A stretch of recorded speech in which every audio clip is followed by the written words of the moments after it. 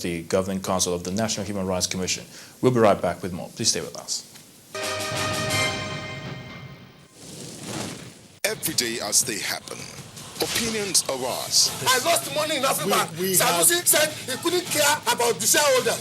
Is that possible? For and against, they have to be heard. The government of this dispensation has made a very strong commitment. Yet, bomb skips going on every day. People are dying, and we are talking grammar. Unfiltered. You are the worst advertisement of the product you are trying to pick. Uninhibited. People are contravening and contradicting traffic rules. And issues are laid bare. This is what is called in psychology narcissism. Is worse than megalomania. And the weight decided by you. Face Off, Wednesdays 8 to 9 p.m. only on Channels Television. Right, you're welcome back. You're still watching Question Time here on Channels Television. The chairman of the Governing Council of the National Human Rights Commission, Professor Chidi Odinkalu, is still our guest this week, and quite a lot has already been said before we went on a quick break. But let's even look at the way the National Human Rights Commission goes about its business in getting information, the kind of information that you receive on a day-to-day basis. How confidential do you get to handle these informations that come to your commission? Well, you cannot conduct public affairs, every element of public affairs in the public domain. There are some things that naturally have to be dealt with on confidential basis. And every day we get that at the commission from such issues as the basics of complaints in the family sphere. For instance, I think somewhere in the region of about 28 to 32% of the complaints we get are related to the family situation of people. Domestic violence, husbands beating their wives, boyfriends attacking girlfriends, young women scalded with acid by spurned lovers, children whose fathers refuse to pay for maintenance, kids dropped out of school because their fathers have run away. That's about nearly 1/3 of the complaints we get. And some of those things require a confidential disposition. Many others require a similar disposition because they are in the heart of the state security architecture. But at the end of the day, our responsibility is to the law that establishes the commission and to the Nigerian people. And I think we've got to be fair and we've got to be forthright with Nigerians. The important thing is to always apply the rules fairly, firmly, with balance. And as I like to say, the commission is not one of... There are only 3 things I know the commission is not. 1, it is not an opposition party. 2, it is not the Salvation Army. And 3, it is not a public relations department for government. Now, once you eliminate those 3 things, every other thing is in the mix.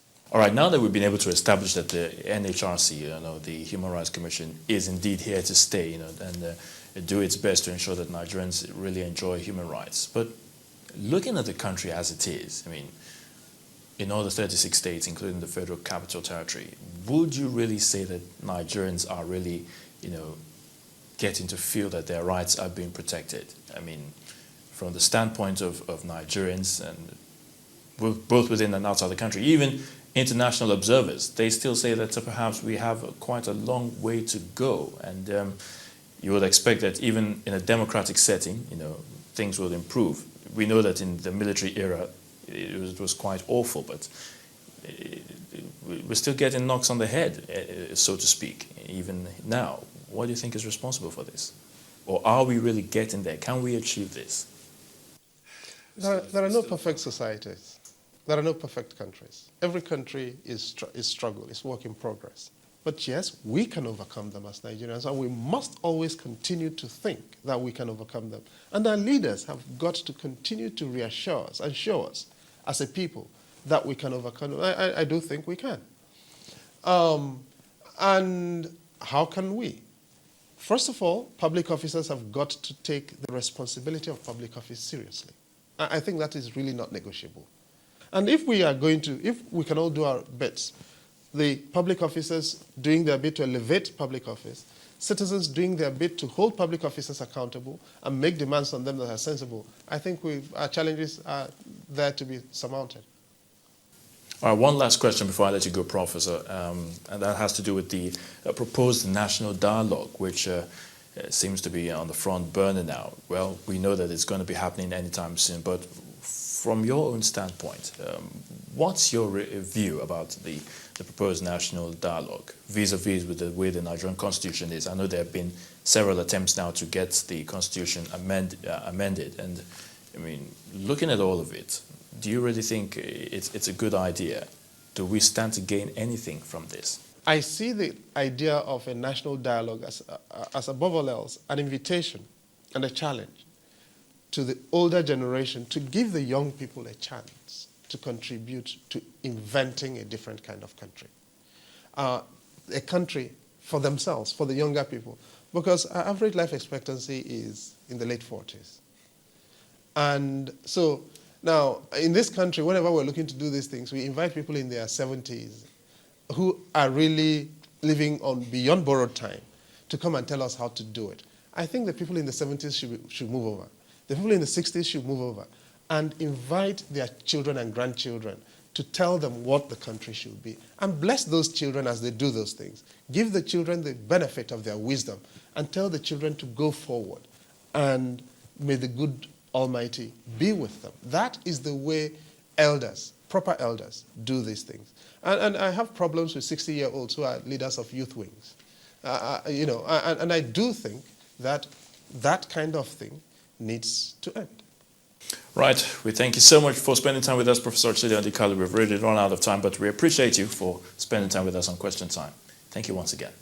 Now, our guest is under no illusion that the country really needs to achieve its human rights standings for the entire world to see, and he believes that is possible. However, there should be a show of commitment from both the government of the day and, of course, the citizenry to ensure that we do away with those practices that may put the country in bad light and work towards building a nation where genuine human rights reign supreme, provided there's sufficient enlightenment to raise awareness on the subject. And that's how we end this week's edition of the program. Don't forget to send us your questions, comments and suggestions to questiontime@channelstv.com, or you can watch us online also via channelstv.com. I'm Ayotunde Balogun. Until next time, it's bye for now.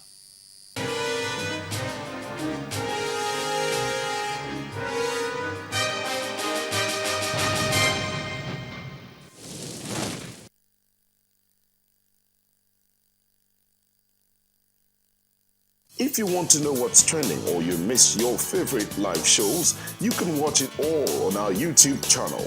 Simply log on to www.youtube.com/channelsweb. Scroll down to your favorite program and click play. You can also view all uploaded videos by clicking on View All. Don't forget to subscribe and get the latest videos. If they are interesting, like them and be heard. Get connected with the Channels Television YouTube page. The news at your fingertips. Water, an essential element to human existence, comes from a range of sources. The natural spring, rivers and rains, among many others, provide water for washing, bathing, cooking, and perhaps most importantly, for drinking. There are several factors that determine how much water you take, and these include how active you are, your health, and weather condition of your environment. Every system in your body depends on water, as it helps in flushing toxins out of vital organs, carry nutrients to the cells, and provides a moist environment for body tissues. The benefits of drinking water is quite a whole lot, as a matter of fact, because if you want to consider that the human body is made up of almost 70% of water. If you eat food, for example, your digestion cannot be complete until you have had adequate water intake. When there's not enough water to move this food around, the person gets constipated, amongst other things. That is another benefit of water. Then you can look at your skin. There's no luster in your skin when you don't have enough water in your system. Everything looks so dried up. If you've been eating so much, drinking, normally you have to urinate. And if there is not enough water in your body, then the urine will be concentrated and it will be very, very